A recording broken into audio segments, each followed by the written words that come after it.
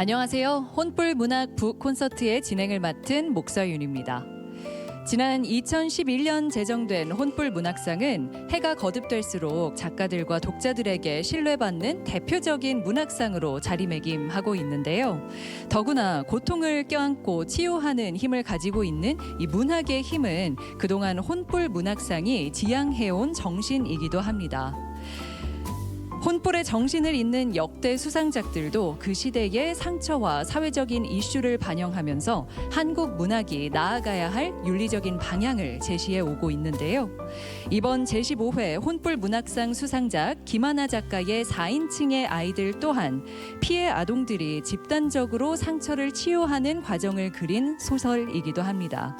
오늘은 김하나 작가님과 함께 수상작 4인칭의 아이들에 대해서 깊이 있는 이야기 나눠보도록 하겠습니다. 평생 모국어 사랑을 실천해온 최명희 작가. 우리 선조들의 정신과 숨결을 생생하게 담아낸 대하소설 혼불. 대하소설 혼불이 그려낸 인간 불멸 정신을 계승하기 위해 제정된 혼불 문학상. 2011년 1회 최문희 작가의 난설언을 시작으로 박정윤 작가의 프린세스 바리, 김대현 작가의 홍도, 박혜영 작가의 비밀 정원, 이광재 작가의 나라 없는 나라, 박주영 작가의 고요한 밤의 눈, 권정현 작가의 칼과 혀, 전혜정 작가의 독재자 리아민의 다른 삶, 서철원 작가의 최후의 만찬, 허태연 작가의 플라멩코 추는 남자, 김명주 작가의 검푸른 고래 요나, 문경민 작가의 지켜야 할 세계, 우신영 작가의 시티뷰를 잇는 올해의 혼불, 김하나 작가의 4인칭의 아이들이 올해 수상작으로 선정됐다. 제15회 혼불 문학상 응모작은 총 322편. 국내외 5개 나라의 작가들이 참여했으며 혼불 문학상의 권위에 대한 관심과 열정은 여전히 계속되고 있다. 총 34일간 진행된 1차 예심을 통해 본심에 오른 8편의 작품. 7인의 심사위원의 집중적인 평가와 치열한 논의 끝에 김하나 작가의 4인칭의 아이들이 올해 수상작으로 선정됐다. 4인칭의 아이들은 10대 주인공 소녀들이 겪은 고통을 함께 치유해 나가는 이야기를 다룬 작품이다. 고통이 느껴지는 소설이에요. 그런데 이제 소재 자체가 미성년자 성폭력을 다루고 있는데 그거를 정면에서 막 적나라하고 상업적으로 다루는 게 아니라 아주 미학적으로 잘 구현했어요. 그리고 사실 이런 문제를 다루기가 쉽지 않은데 이것을 자기만의 방식으로 어떤 화려한 이미지나 아름다운 문장 그리고 세상과 소통이 되지 않는 어떤 미성년자만의 고립된 어떤 심리 상태 이런 거를 아주 패기 있게 잘 다룬 그런 작품이라고 생각해서 한국 문학의 다양성과 실험 정신으로 독창적인 문학 세계를 구축하고 있는 혼불 문학상 수상작들. 김하나 작가의 4인칭의 아이들 역시 한국 문화의 새로운 바람을 일으키며 꺼지지 않는 불꽃 같은 작품으로 기억되길 바란다. 네, 피해 아동들의 상처와 악몽, 복수 그리고 또 치유하는 서사까지 담아낸 소설 4인칭의 아이들의 김하나 작가님 나오셨습니다. 어서 오세요.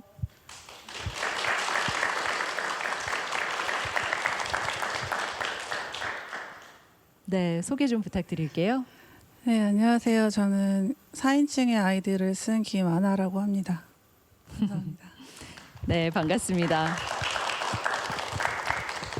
그리고 앞서 재즈 피아노의 아름다운 선율로 문을 열어주셨습니다. 재즈 피아니스트 이용희 님도 함께 해주고 계시는데요. 반갑습니다. 네, 안녕하세요. 반갑습니다. 재즈 피아니스트 이용입니다. 네.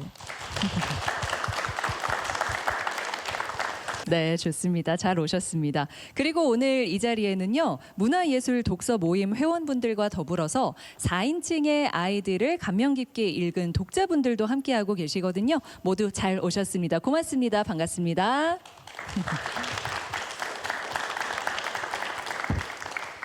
네, 이 문학은 정말 다양한 방식으로 인간의 경험과 또 감정을 공유하는 역할을 하는 중요한 매개체인데요. 김하나 작가의 4인칭의 아이들이란 작품을 통해서 우리 사회 좀 말 못할 이 상처를 가지고 있는 이들을 생각해보고 또 함께 연대하는 그런 소통의 자리가 오늘 마련되기를 기대해 보겠습니다. 자, 먼저 김하나 작가님의 근황이 좀 궁금한데요. 혼불 문학상 수상 이후에 어떤 시간 보내고 계신가요? 저는 이제 수상 이후에는 주로 휴식을 취하고 있고요. 또 운동을 다시 시작하기도 했고 제2외국어도 배우면서 좀 머리를 비우는 시간을 많이 가지고 있습니다. 아, 다시 좀 일상을 되찾는 과정을 가지고 있다라고 이해하면 될까요? 네, 맞습니다. 네, 좋습니다.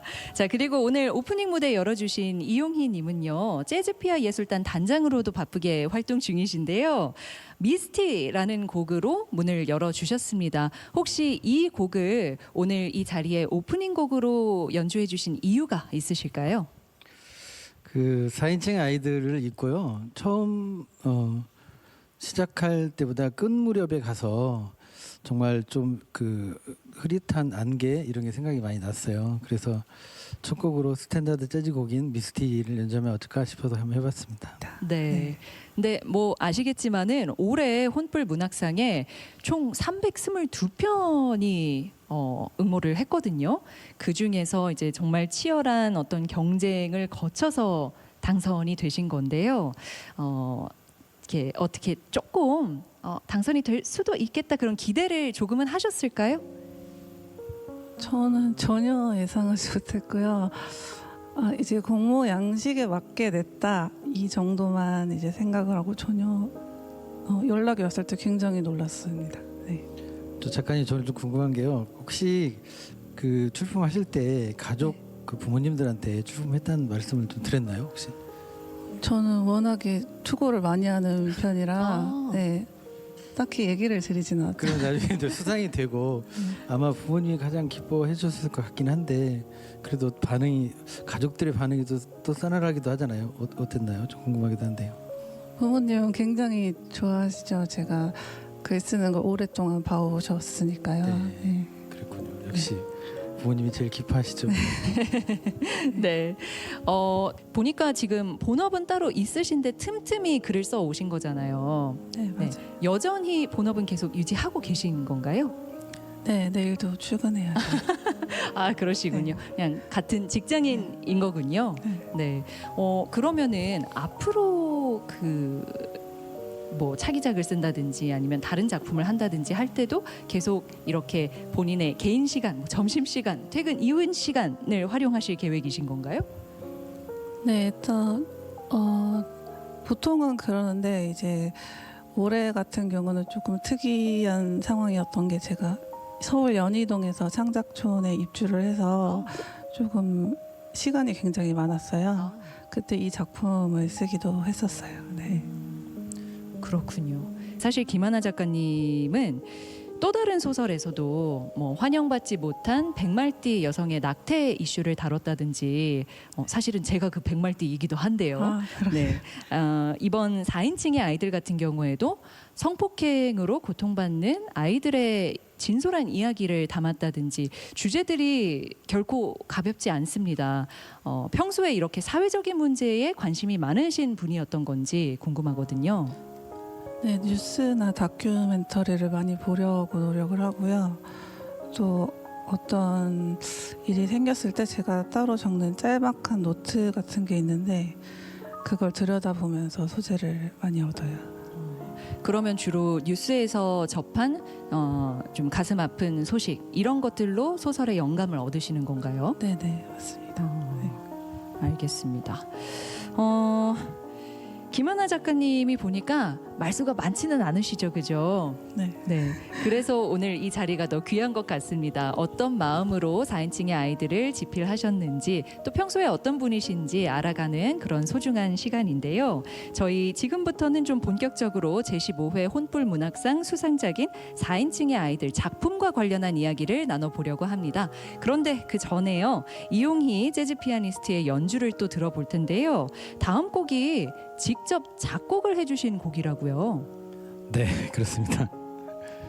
그 4인청 아이들을 읽고 저는 사실은 주제가 좀 무거운지 알고 있었어요. 수상한 걸 알고 나중에 읽었으니까요. 그런데 처음에 도입부를 읽을 때 그 광지라는 주인공 캐릭터가 너무 재밌고 사실은 좀 환상적이기도 하고 좀 맹랑하면서도 뭘까 밝고 또 그 제 순전히 제가 생각하기에 그런 거예요. 거리에서 태어났다고 시작하면서 이야기하잖아요. 그래서 그 광지 생각을 하면서 제가 교훈이 되는 작곡은 할 수 없지만 그래도 그 광지의 배경 음악은 좀 만들 수 있지 않을까. 그래서 광지 테마라고 한번 만들어봤습니다. 네. 네, 이용희 재즈 피아니스트가 전하는 광지 테마곡 직접 함께 들어보겠습니다.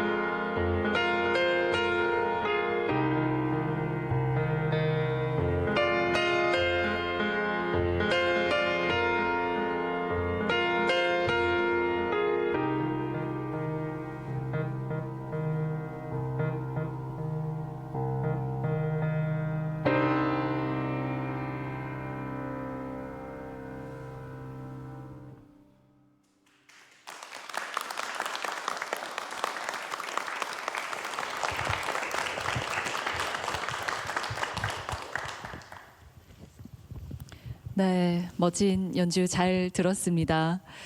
사실 오늘 이 자리만을 위해서 곡을 만들어 주셨어요.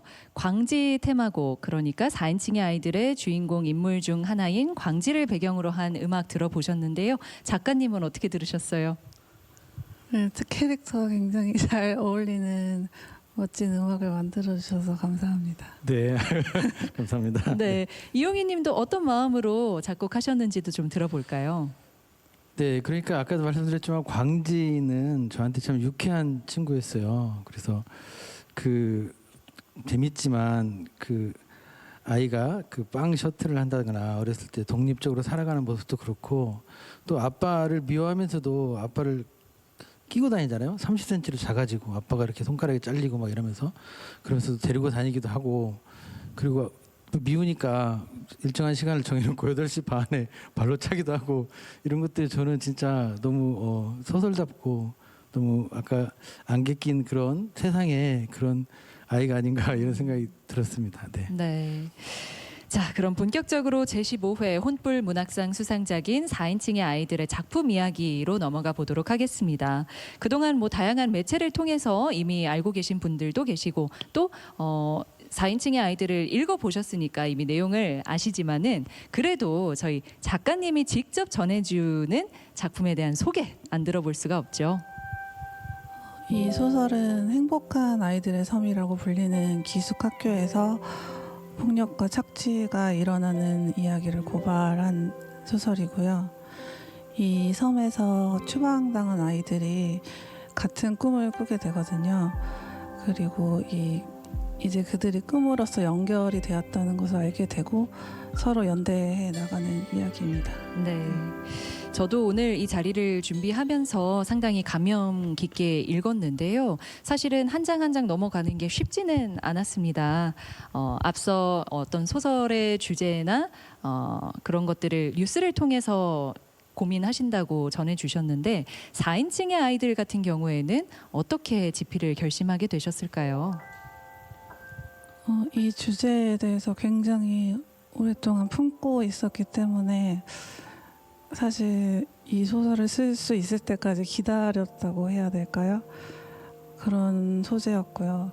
또 제가 자신감이 없던 와중에 2023년에 경장편 소설로 등단을 하면서 이제 장편 소설을 써도 되겠다라는 마음이 들어서 집필하게 되었습니다.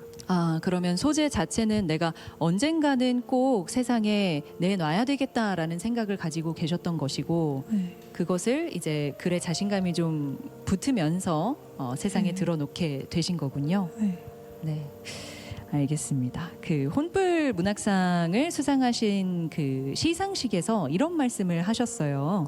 이 상은 제가 아니라 소설 속 아이들과 그들의 이야기에 주는 상이라고 생각합니다. 저는 단지 아이들의 이야기를 받아 쓰는 역할을 했습니다. 라고 전하셨는데요. 각각의 아이들이 처한 상황도 다르고요. 또 이 상처를 감내해내는 그 여건도 다 다르잖아요. 이 소설 속의 인물 설정은 어떻게 하셨는지도 궁금하더라고요.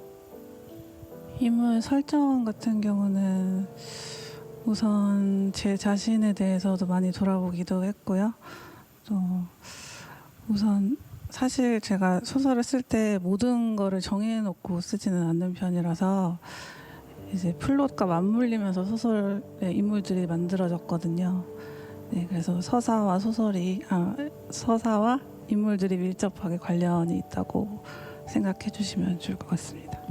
뭔가 이야기를 풀어내는데 필요한 캐릭터들로 설정하셨다는 말씀이실까요? 네네. 알겠습니다.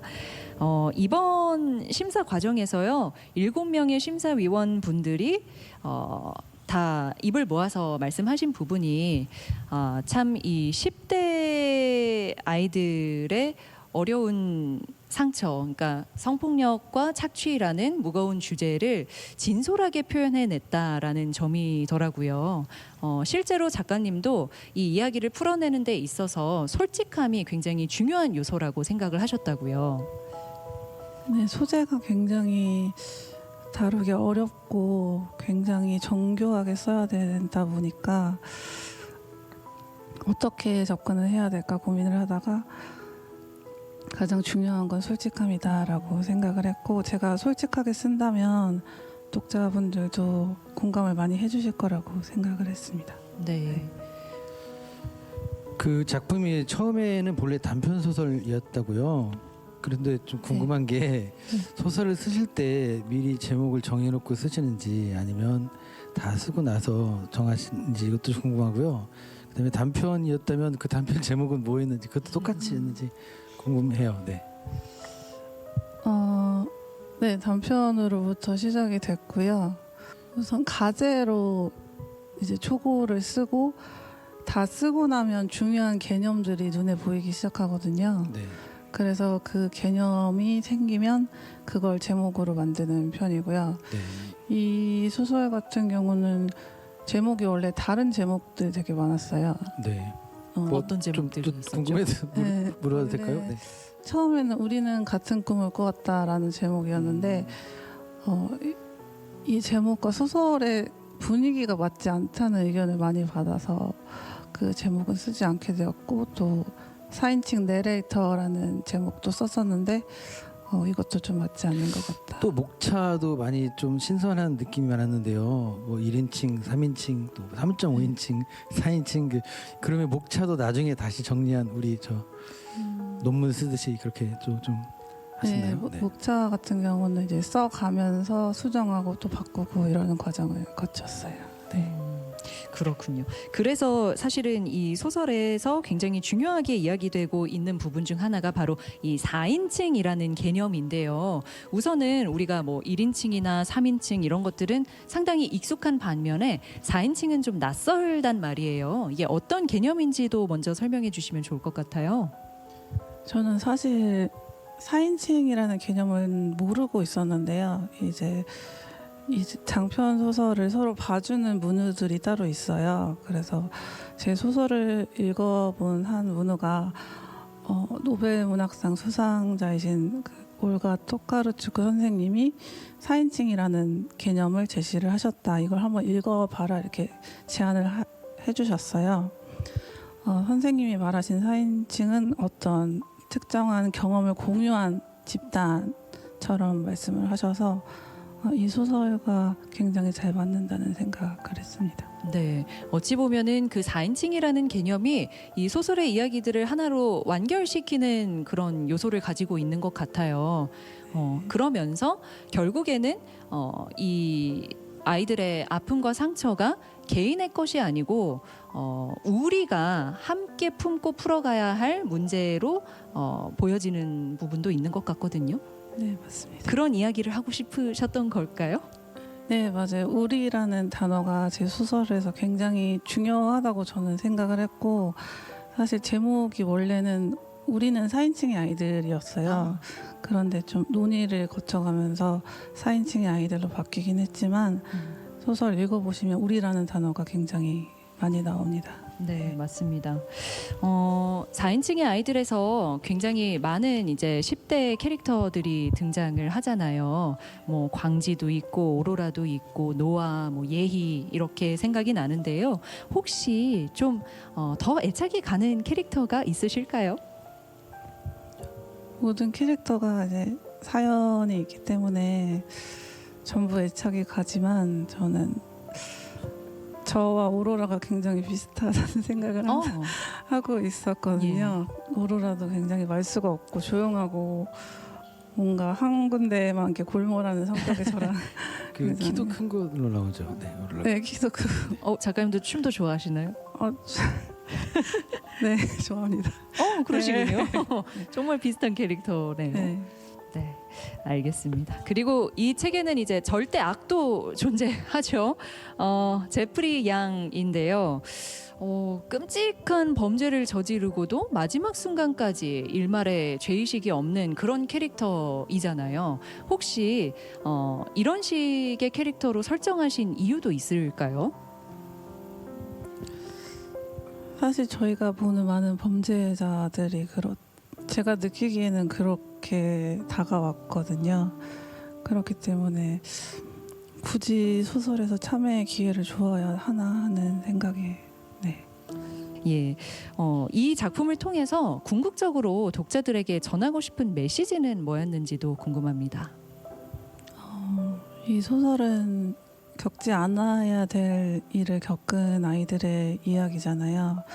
그래서 저는 이 아이들이 그래도 스스로 회복할 수 있고 나아갈 수 있다는 걸 보여드리고 싶었거든요. 가장 중요한 건 용기와 연대라고 생각하고 있었습니다. 저는 그 부분도 좀 궁금하긴 하더라고요. 이제 소설 속에 판타지적인 요소가 등장하잖아요. 네. 그러니까 예를 들면은 아까 말씀하셨다시피 뭐 광지의 아버지가 크기가 작아져서 뭐 이렇게 데리고 다닌다든지 아니면은 후반부에는 그 아이들이 꿈과 현실을 넘나들면서 이 현실 세계를 살아간다든지 그런 판타지적인 요소가 더해진 이유도 있으실까요? 사실 저는 현실에서 가능하지 않은 걸 소설에서 실행하는 게 굉장히 소설적인 특권이라고 생각을 하거든요. 그래서 어떻게 보면 현실성이 떨어질 수도 있고 개연성이 없을 수도 있지만 저는 이 특권을 굉장히 사용하고 싶었기 때문에 일부러 더욱 적극적으로 넣었습니다. 그 심사위원들 평론에서 나온 이야기인데 사실적 묘사가 없고 그렇잖아요. 소설에 그 폭력적인 장면이라든가 사실 그게 충격적인 장면들이 오히려 요즘은 더 많이 노출되는 추세인데 우리 작가님은 아예 그냥 전혀 그래서 어떻게 보면 환상 같기도 하고 꿈꿨나 이런 느낌도 있고 내내 그 읽으면서 참 그런 궁금증이 있었어요. 어떻게 그렇게 끝까지 그렇게 모호하게 안개처럼 이렇게 쓰실 생각이었는지 아니면 의도적으로 그랬는지 여러 가지도 궁금하거든요. 제가 느끼기에 직접적으로 폭력적인 장면이 나오는 것보다 모호한 게 더욱 끔찍하다고 저는 생각을 했거든요. 그래서 끝까지 모호하게 가는 게 맞지 않을까 했습니다. 의도적인 거군요. 네. 네. 저는 한편으로는 그런 생각도 들었거든요. 그러니까 극히 사실적인 현실의 아픔을 가지고 있는 아이들인데 이것을 결국 극복하고 치유하는 데는 어떤 꿈과 그 샤머니즘을 통해서 극복해 나가는 부분도 있잖아요. 그래서 그만큼 이 상처와 고통이 현실적으로 풀어내기는 어려운 점인가? 이런 것들을 의도하시기도 했나? 하는 점도 궁금했거든요. 네, 그리고 저는 샤머니즘에 관심이 많고 또 무업에 종사하시는 분들이 굉장히 예술적으로 뛰어나시다고 저는 항상 생각을 해오고 살았거든요. 예. 그래서 그 요소도 적극적으로 반영했습니다. 자, 이번에는요. 작가님이 개인적으로 독자분들에게 소개해 주고 싶은 구절을 또 선정해 오셨다고요. 네. 어떤 부분 전해 주실지 궁금한데요. 243페이지의 두 번째 문단이고요. 여름은 아주 예전에 무르익어 사라진 지 오래였다. 가을 특유의 나뭇잎 냄새가 콧속을 간지렸다. 이러다가 한바탕 비가 오고 나서 갑작스레 추워질 것이다. 그러고 보니 이번 여름에 비가 왔던가? 오로라는 조금 자란 머리카락을 만져보았다. 언제쯤이면 샤프심처럼 머리가 올라올까? 정수리에는 언제쯤 가마가 생길까? 비 냄새가 났다. 곧 비가 올 것이다. 언젠가 비가 오면 발가벗고 나가서 빗물이 뼛속까지 파고들게 내버려줄 것이다. 오로라는 그렇게 서서 비를 맞을 것이다. 세상의 모든 게 빗물에 씻기듯이 오로라도 머리 꼭지부터 발바닥까지 씻어내고 싶었다. 네. 많은 것을 담고 있는 그런 구절을 소개해 주셨습니다. 독자분들에게 이 부분을 골라주신 그 이유가 있으실까요? 이 부분에서 저는 오로라가 어떤 것을 깨달았다고 생각을 하고 이전의 것을 비로 다 씻어내고 새로 태어난다는 느낌으로 적었기 때문에 퇴고를 하면서 굉장히 많이 읽어본 부분이었어요. 네. 저희도 읽으면서 오로라를 더욱더 좀 응원하게 되는 그런 부분이기도 했던 것 같습니다. 자, 이번에는요. 재즈 피아니스트 이용희 님의 연주를 다시 한번 들어볼 시간인데요. 이번에 들려주실 곡은 어떤 곡인지 소개 부탁드립니다. 너무 잘 알려진 영화 오지의 마법사 있잖아요. 거기에 나오는 곡인데 도로시가 노래해서 더욱 유명한 곡 오버 더 레인보우 연주하겠습니다. 이 오버 더 레인보우라는 곡이 어떤 꿈과 희망을 이야기하는 곡이 맞죠? 그렇죠. 네. 그래서 4인칭의 아이들하고도 좀 잘 어울릴 것 같아서 골라봤습니다. 네, 정말 소설 속 아이들이 꿈과 희망으로 미래를 그리고 있었다면 얼마나 좋았을까 하는 생각도 해보게 되면서 해럴드 알런의 Over the Rainbow 여러분의 박수로 청해 듣겠습니다.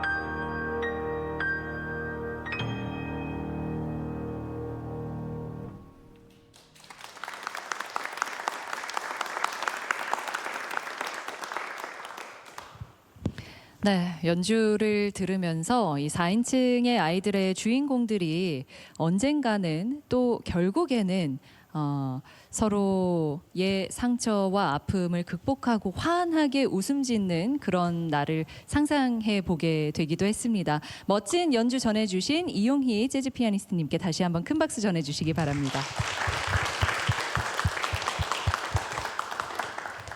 왜 배우들도 그런데요. 이제 작품을 하나 끝내고 나면은 그 캐릭터에서 한동안은 헤어나오지 못해서 좀 힘든 시간을 갖는다고 하잖아요.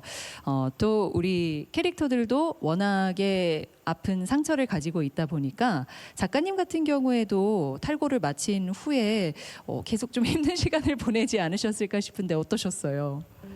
네, 맞습니다.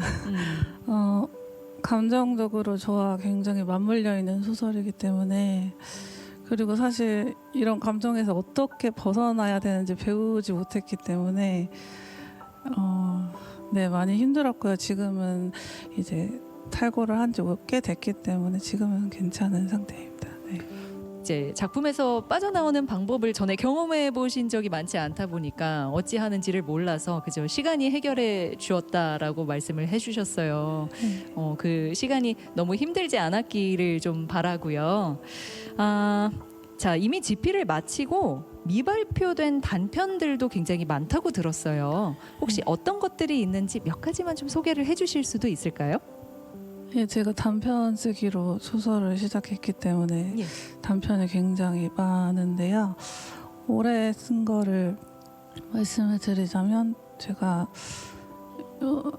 먹방 유튜브를 보는 걸 굉장히 좋아해서 또 의외의 취미를 가지고 네, 계시네요. 매운 음식만 먹는 먹방 유튜버에 대해 쓰기도 했고, 또 제가 다이어트 강박이 굉장히 심해서 다이어트 강박에 관한 단편도 썼습니다. 네. 그래요. 네. 굉장히 다양한 주제로 글을 쓰고 계시네요. 그 독자들은 이제 차기 작품, 다음 작품을 많이 기다릴 것 같은데요. 제가 듣기로는 로맨스를 쓰고 싶다고 그런 포부를 밝히셨는데 좀 기대가 돼요. 어떤 살짝 좀 들을 수 있을까요? 사실 지금 못 쓰고 있고요. 제가 대충 생각해본 이제 터치 자체를 굉장히 가볍게 가고 싶고요. 이제 지난 작품이 워낙에 힘들었다 보니까 네, 좀 관계에 대해서, 복잡한 관계에 대해서 그리고 싶습니다. 네. 자, 마지막으로 작가님은 우리 독자들에게 사실 지금 시점에서는 굉장히 좀 광범위한 질문일 수도 있습니다만 어떤 작가로 기억되고 싶으실까요? 저는 독자님들에게 끝없이 다가가려고 애쓰는 그런 작가로서 기억해 주셨으면 좋겠습니다. 네, 저희도 계속 지켜보도록 하겠습니다. 자, 그럼 지금부터는요, 독자들과의 만남의 시간을 가져보도록 할 텐데요.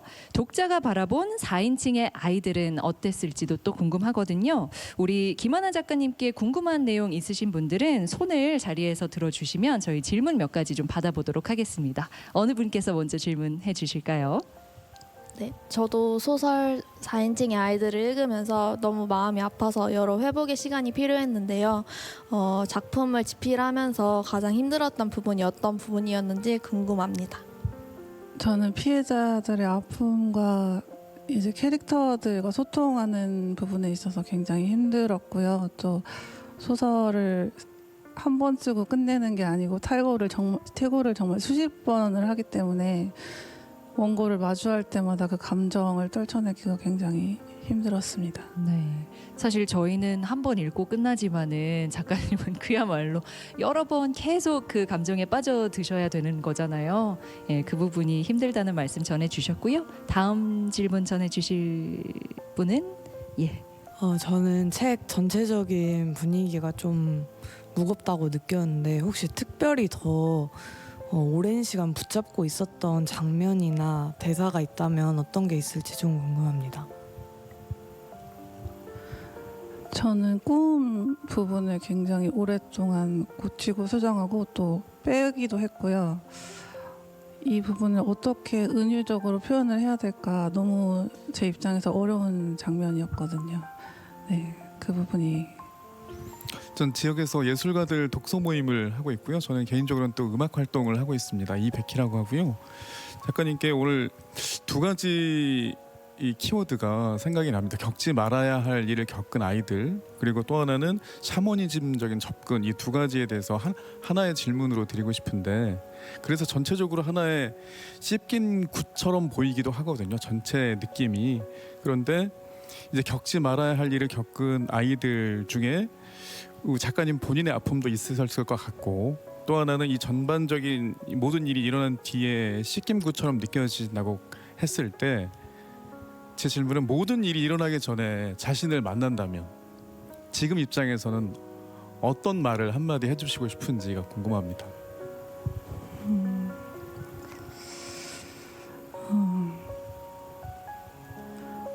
많이 힘들지만 소설로 쓰면 될 거니까 괜찮을 거라고 말씀드리고 싶어요. 네. 네, 상당히 어려운 질문에 대한 답인 것 같습니다. 또 질문 있으실까요? 예.